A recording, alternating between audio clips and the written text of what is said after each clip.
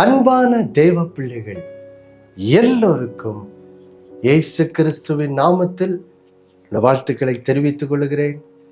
பிதாவாகிய தேவனாலும் நம்முடைய கர்த்தராகிய இயேசு கிறிஸ்துவினாலும் உங்கள் எல்லோரோட வாழ்விலும் கிருபையும் சமாதானமும் உண்டாவதாக என்று சொல்லி உங்களை வாழ்த்துவதிலே நான் மிகுந்த மகிழ்ச்சி அடைகிறேன்.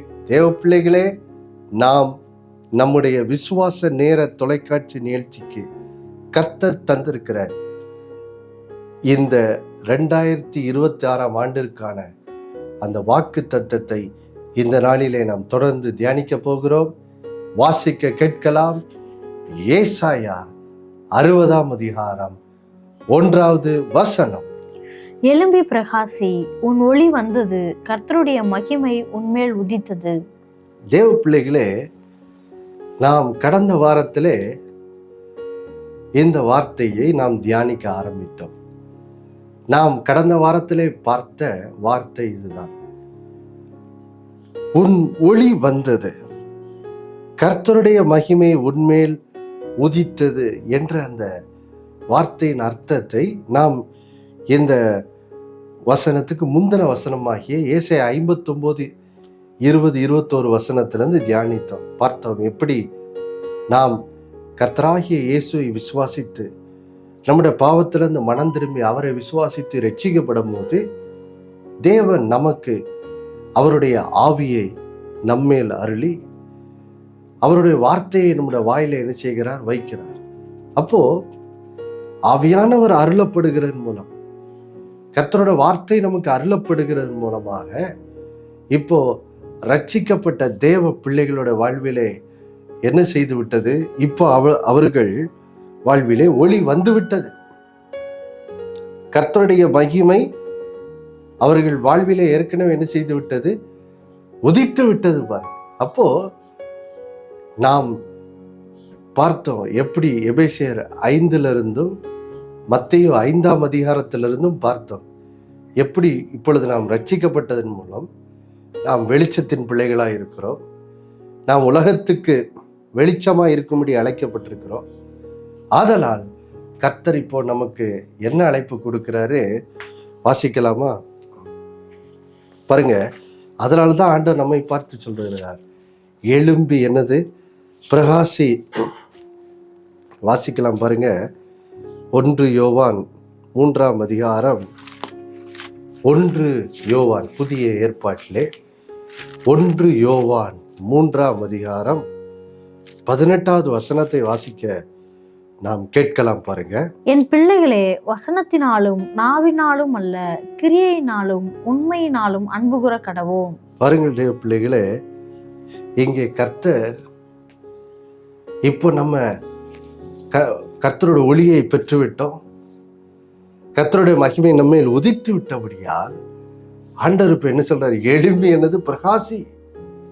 எழும்பி பிரகாசி என்றால் என்ன அர்த்தம்? ஆண்டவர் என்ன சொல்றாரு?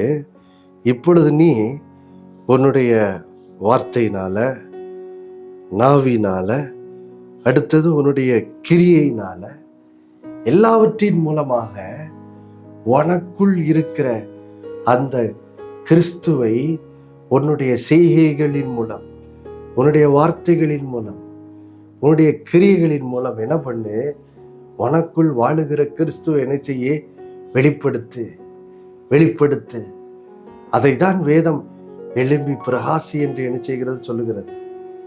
அப்போ நம்ம பார்த்த எப்படி நம்முடைய வார்த்தைகளால, நம்முடைய பேச்சால, கிரியையினால, செய்கைகள்னால நமக்குள் இருக்கும் கிறிஸ்துவின் அன்பை கொண்டு பிறரை அன்பு கூறும்போது, இந்த வசனம் சொல்லுகிறது போல பிறரை அன்பு கூறும்போது என்ன ஆகுதுதான்? மத்தேயு 5:16 பார்த்தோம் அல்லவா? மனுஷர் நம்முடைய நற்கிரியைகளை கண்டு பரலோகத்தில் இருக்கிற பிதாவை என்ன செய்வாங்களா? மகிமைப்படுத்துவாங்களா? அப்படின்னா என்னது?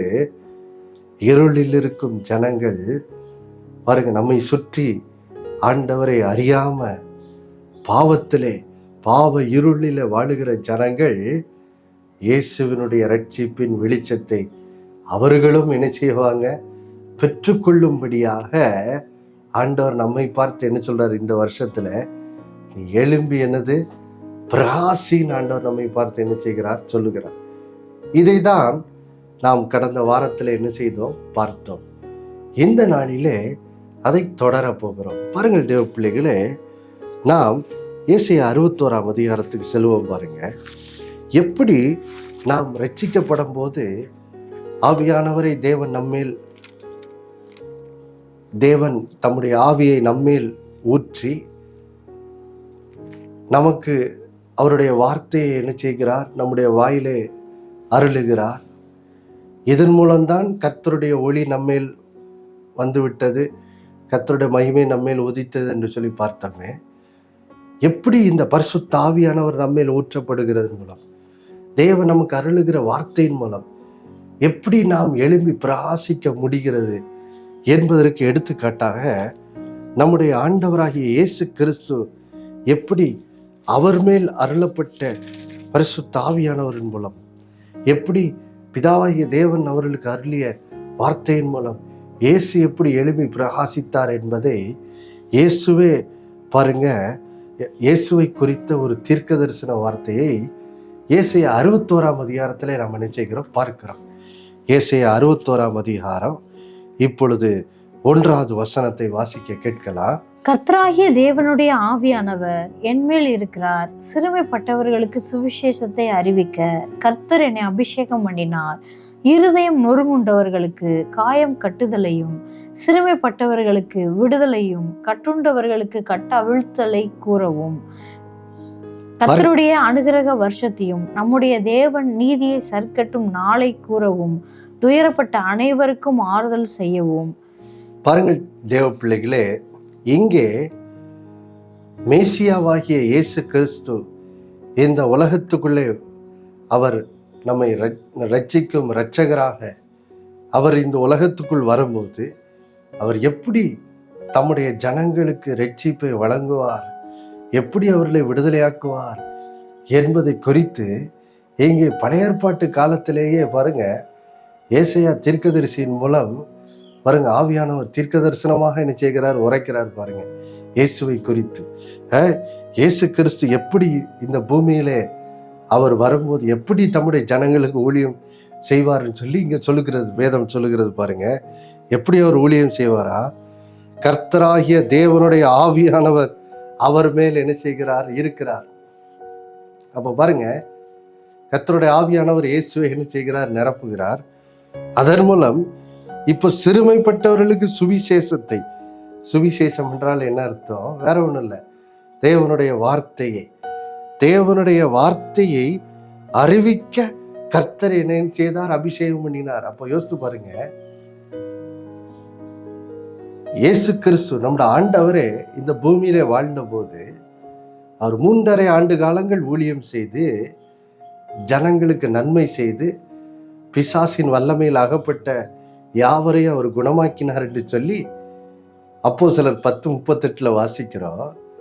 எப்படி இயேசு கிறிஸ்து நன்மை செய்கிறவராக, எப்படி பிசாசின் வல்லமையில் அகப்பட்ட அனைவரை எப்படி அவர் விடுதலையாக்குறவராக எப்படி சுற்றி திரிந்தார், அது எப்படி இயேசுவால் செய்ய முடிந்தது, அதை தான் இங்கே பழைய ஏற்பாட்டு காலத்திலேயே ஆவியானவர் ஏசாயா தீர்க்கதரிசியின் மூலம் தீர்க்கதரிசனம் உரைக்கிறார். பாரு என்ன சொல்றாரு, கர்த்தராகிய தேவனுடைய ஆவியானவர் இயேசுவின் மேல் இருப்பார், அதன் மூலம் சிறுமைப்பட்டவர்களுக்கு சுவிசேஷத்தை நற்செய்தியை அறிவிக்க கர்த்தர் அவரை என்ன செய்கிறார், அபிஷேகம் பண்ணுகிறார். அதன் மூலம் என்ன ஆகுதா, இயேசு கிறிஸ்து இருதயம் நொறுங்குண்டவர்களுக்கு காயம் கட்டுதலை, சிறைப்பட்டவர்களுக்கு விடுதலையை, கட்டுண்டவர்களுக்கு கட்டவிழ்த்தலை கூற பாருங்க, தேவன் பாருங்க இயேசுவுக்கு தம்முடைய வார்த்தையை என்ன செய்தார், அருளினார். அப்போ பாருங்கள் தேவ பிள்ளைகளே, நமக்கு ஆண்டவர் இந்த வருஷம் நம்மிடத்தில் பேசுகிற வார்த்தையே என்ன, நான் என்னோட ஆவியை உனக்கு அருளி இருக்கிறேன், என் வார்த்தையும் உனக்கு அருளி இருக்கிறேன், அதெல்லாம் நீ என்ன பண்ணு, எழும்பி பிரகாசி என்று நம்மை பார்த்து சொல்லுகிறார்.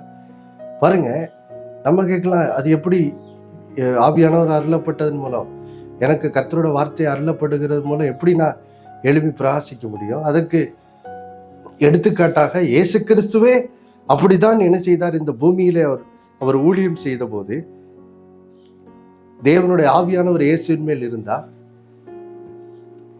ஆவியானவர் பிதாவினுடைய வார்த்தைகளை இயேசுவுக்கு அருளினார்.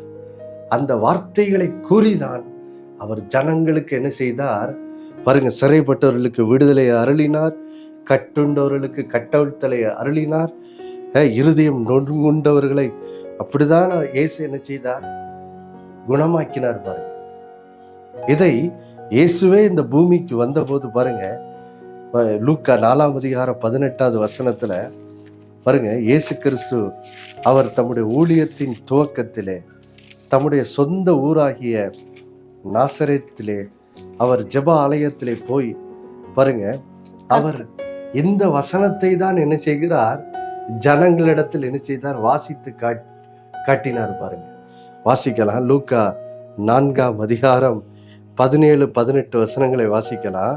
அப்பொழுது ஏசாயா தீர்க்கதரிசியின் புஸ்தகம் அவரிடத்தில் கொடுக்கப்பட்டது.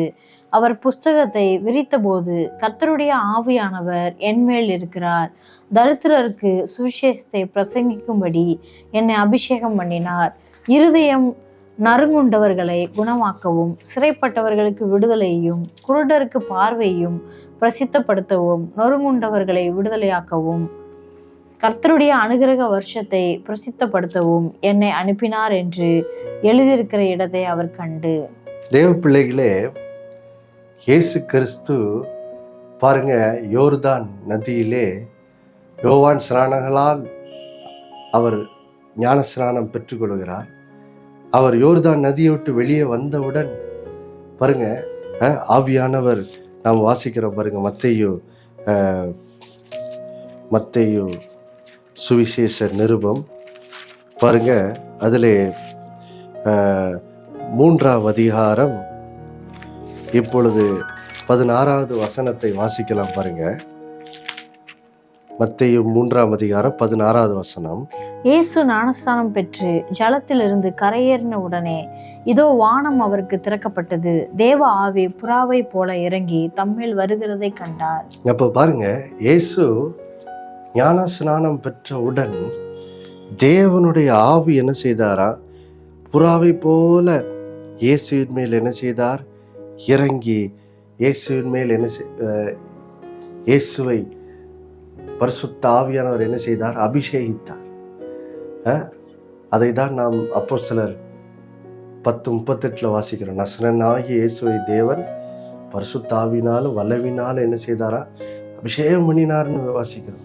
அப்போ தேவனுடைய ஆவியானவர் பாருங்க, புறாவை போல இறங்கி இயேசுவின் மேல் வந்து என்ன செய்கிறார், அமருகிறார். பரிசுத்த ஆவியினால் இயேசு என்ன செய்கிறார், நிரப்பப்படுகிறார். அப்போ ஆவியானவரால் இயேசு பாருங்க நிரப்பப்பட்டவுடன் இப்போ அந்த ஆவியானவர் தான் பாருங்க இயேசுவை என்ன செய்கிறாரு, அவரோட ஊழியத்துல வழி நடத்துகிறார். வழி நடத்தி பாருங்க, அவர் தம்முடைய ஜனங்களுக்கு என்ன வார்த்தைகளை பிரசங்கிக்க வேண்டும் என்று சொல்லி என்ன செய்கிறார், இயேசுவுக்கு வசனத்தை அருளுகிறார். அருளினதுனால தான் பாருங்க இயேசு கிறிஸ்துவுக்கு பாருங்க, அவர் நாசரேத்தூரில் உள்ள அந்த ஓய்வு நாளில் அந்த ஊரில் உள்ள ஜபாலயத்தில் அவர் சென்றவுடன் அவர் கையில் ஏசாயா தீர்க்க தரிசன புஸ்தகம் கொடுக்கப்பட்ட போது, இயேசு கிறிஸ்து ஏசாயா தீர்க்க தரிசன புஸ்தகத்தில் உள்ள எந்த வசனத்துக்கு போல அந்த ஏசாயா 61 அந்த 1-2 வசனங்களுக்கு என்ன செய்கிறார், சென்று அதை எடுத்து என்ன செய்கிறார், வாசித்து முடிச்ச அப்புறம் அந்த ஜனங்களை பார்த்து சொல்றாரு.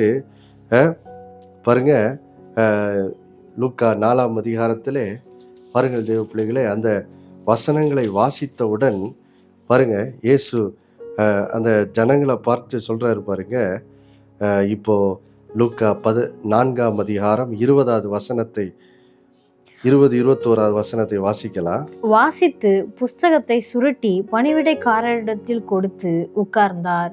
ஜெப ஆலயத்தில் உள்ள எல்லோருடைய கண்களும் அவர் மேல் நோக்கமாய் இருந்தது.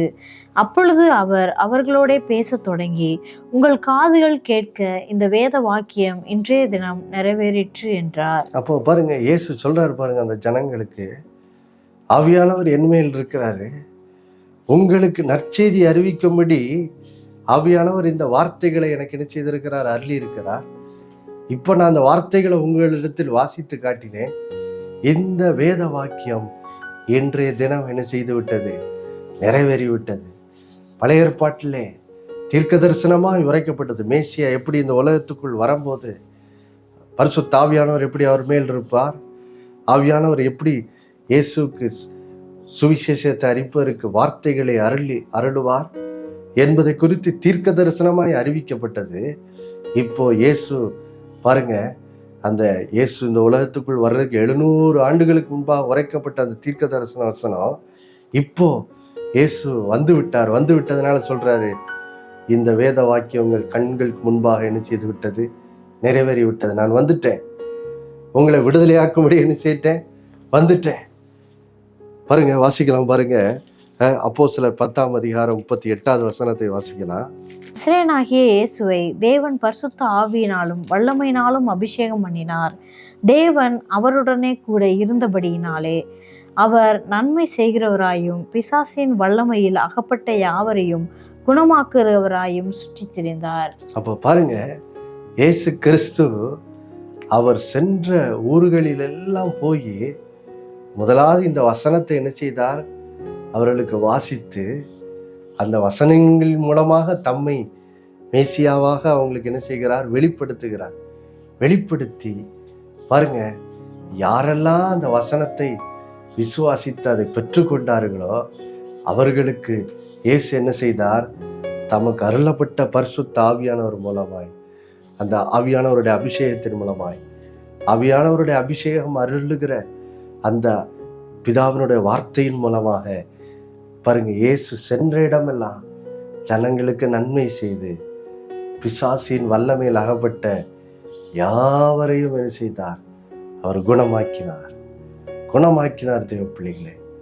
அப்போ யோசித்து பாருங்க, இயேசு கிறிஸ்து தமக்கு ஆவியானவர் அருளப்பட்டவுடன், பிதாவினுடைய வார்த்தை அருளப்பட்டவுடன் இயேசு என்ன செய்தார்?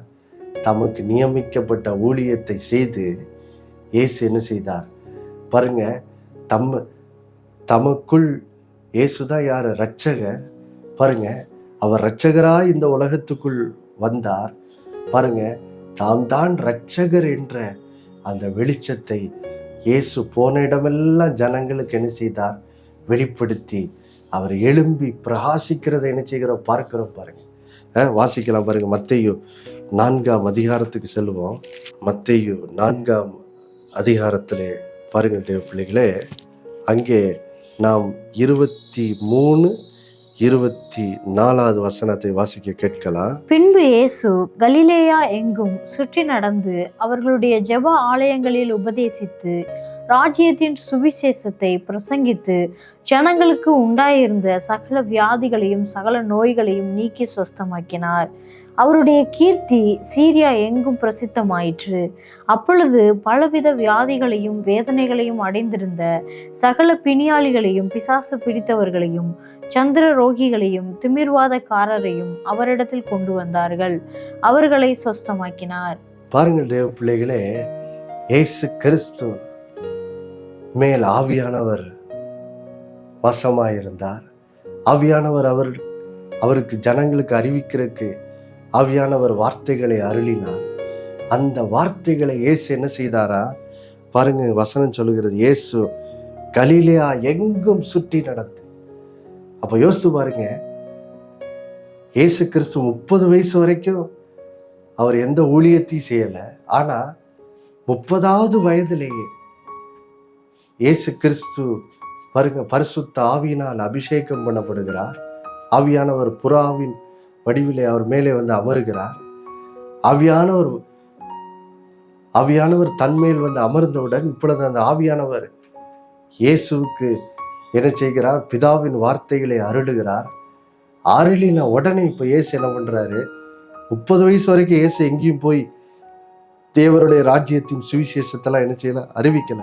அவர் தம்மை 30வது வயது வரைக்கும் தம்மை பாருங்க, அந்த இஸ்ரேல் ஜனங்களுக்கு தம்மை மேசியாவாக இரட்சகராக என்ன செய்யல? வெளிப்படுத்தவே இல்லை. ஆனா எப்பொழுது ஆவியானவர் இயேசுவின் மேல் வந்து அமர்ந்தாரோ, எப்பொழுது ஆவியானவர் இயேசுக்கு பிதாவின் வார்த்தைகளை அருளினாரோ, அந்த வேளை முதல் பாருங்க இயேசு எங்கும் சுற்றி நடந்து பாருங்க தம்மையே ஜனங்களுக்கு பாருங்க மேசியாவாக, இரட்சகராக, ஜனங்களை விடுவிக்க வந்த இரட்சகராக, அவர்களை வியாதியிலிருந்து குணமாக்கும் பரிகாரியாக தம்மையே ஜனங்களுக்கு என்ன செய்தார்? வெளிப்படுத்தினார். அதனால்தான் இங்க வசனம் இயேசு கலிலேயா எங்கும் என்ன செய்தார? சுற்றி நடந்து அவர்களுடைய ஜெப ஆலயங்களிலே உபதேசித்து ஜனங்களுக்கு உண்டாயிருந்த சகல வியாதிகளையும் சகல நோய்களையும் நீக்கி என்ன செய்தார்? சுஸ்தமாக்கினார். பாருங்க, அப்போ இயேசு கிறிஸ்து அந்த ஏசாயா 61 அந்த சொல்லப்பட்ட வசனத்தின் அந்த மொழியில சொல்லணும்னா, இயேசு இங்க என்ன செய்கிறாரு? எழும்பி பிரகாசிக்கிறார். தனக்குள் 30வது வயது வரைக்கும் மறைந்திருந்த அந்த ரட்சிப்பின் வெளிச்சம் அவர்தான். அவர் பிறந்தது முதல் அவர் இரட்சகராக தான் இருக்கிறாரு. ஆனா 30வது வயது வரைக்கும் இஸ்ரேல் ஜனங்களுக்கு தம்மை பழைய ஏற்பாட்டிலே வாக்கு பண்ணப்பட்ட இரட்சகராக அவர் வெளிப்படுத்தவே இல்லை. எப்போ ஆவியானவர் இயேசுவின் மேல் ஊற்றப்பட்டு, எப்பொழுது ஆவியானவர் பாருங்க பிதாவினோட வார்த்தையை இயேசுவுக்கு அருளினாரோ, அந்த வேளையிலிருந்து அந்த 30வது வயதுல இருந்து தான் பாருங்க இயேசு தம்மையே இரட்சகராக ஜனங்களுக்கு என்ன செய்தார்? வெளிப்படுத்த ஆரம்பிச்சார். அப்போ ஏசாயா 61 படி இயேசு எழும்பி பிரகாசித்தவுடன் என்னாச்சு பாருங்க, வேதம் சொல்லுகிறது அவருடைய கீர்த்தியை எங்கும் என்னதான் பிரசித்தமாயிற்று. இயேசு கிறிஸ்து யார் என்ற வெளிச்சம் இஸ்ரேல் தேசம் எங்கும் என்ன செய்யிற்று? நம்மை ரட்சிக்கிற ஒரு இரட்சகர் வந்துட்டாரு, நம்மை குணமாக்குற பரிகாரி வந்துட்டாரு அப்படிங்கிற அந்த அறிவு, இயேசுவை குறித்த அறிவு இஸ்ரேல் தேசம் எங்கும் பிரசித்தமாயிற்று. பிரசித்தமானவுடன் பாருங்க எங்கும் உள்ள ஜனங்கள் பாருங்க அவர்கள் குடும்பங்களிலே, அவர்கள் அறிந்த நண்பர்கள் மத்தியில யார் யாரெல்லாம் வியாதிப்பட்டு கிடந்தாங்களோ எல்லாரையும் இயேசுவினிடத்தில் கொண்டு வர்றாங்க. இயேசு எல்லாரையும் நினைச்சார், சுஸ்தமாக்கினார். இயேசு எல்லாரையும் சுஸ்தமாக்கினார். அப்ப பாருங்க இயேசு கிறிஸ்துவே எப்படி தம்முடைய ஊழியத்துல எழும்பி பிரகாசித்தாரு. இப்படிதான் ஆவியானவர் இயேசுவின் மேல் ஊற்றப்படுகிறார். ஆவியானவர் பிதாவின் வார்த்தையை இயேசுவுக்கு அருளுகிறார். அதன் மூலமாக தான் இயேசு தம்மையே ஜனங்களுக்கு இரட்சகராக என்ன செய்கிறார்? வெளிப்படுத்தி ஏசாயா 61 படி எழும்பி என்ன செய்கிறார்? பிரகாசிக்கிறார். பிரகாசிக்கும் போது என்னது? சுற்றி உள்ள இருளில் உள்ள ஜனங்கள் இயேசுவின் வெளிச்சத்தை என்ன செய்கிறார்கள்? பெற்றுக்கொள்கிறார்கள். அப்போ பாருங்கள் தேவ பிள்ளைகளே, இன்றைக்கு நாமும் இப்படிதான் எழும்பி பிரகாசிக்கும்படி என்ன செய்யப்பட்டிருக்கிறோம்? அழைக்கப்பட்டிருக்கிறோம். வாசிக்கலாம் பாருங்க, அப்போஸ்தலர் 1:8 பரிசுத்த ஆவி உங்களிடத்தில் வரும்போது நீங்கள் பலனடைந்து எருசலேமிலும் யூதேயா முழுவதிலும் சமேரியாவிலும் பூமியின் கடைசி பரியந்தமும் எனக்கு சாட்சிகளாய் இருப்பீர்கள் என்றார். தேவ பிள்ளைகளே, இன்னைக்கு நமக்கும் பரிசுத்த ஆவியானவர் என்ன செய்யப்பட்டிருக்கிறார்? அருளப்பட்டிருக்கிறார். நாமும் இப்பொழுது பரிசுத்த ஆவியினால் என்ன செய்திருக்கிறோம்? பலனடைந்திருக்கிறோம். பலனடைந்ததுனால இப்போ இந்த ஆவியானவர் நமக்கு என்ன செய்கிறாரு? கர்த்தருடைய வார்த்தையை இந்த வேத புஸ்தகத்தின் மூலம் நமக்கு என்ன செய்திருக்கிறார்? அருளி இருக்கிறார். அப்போ ஆண்டவர் இன்னைக்கு நம்மையும் என்ன சொல்றாரு? நான் உனக்கு என்னோட பரிசுத்த ஆவியை கொடுத்திருக்கிறேன், நான் உனக்கு என்னோட வார்த்தைகளை என்ன செய்திருக்கிறேன்? அருளி இருக்கிறேன். நீயும் என்ன பண்ணு? இந்த பரிசுத்த ஆவியானவர் அருளி இருக்கிற அந்த வார்த்தைகளின் மூலமாக எனக்கு சாட்சியா என்ன செய்ய? எழும்பி பிரகாசி.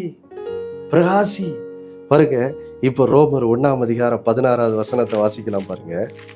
ரோமர் 1:16 வாசிக்க கேட்கலாம்.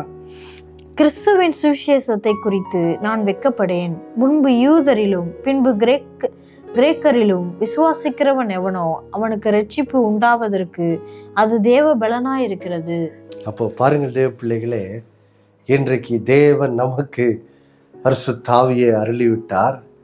அவருடைய சுவிசேஷ வார்த்தைகளை இந்த வேத புஸ்தகம் மூலம் அருளிவிட்டார்.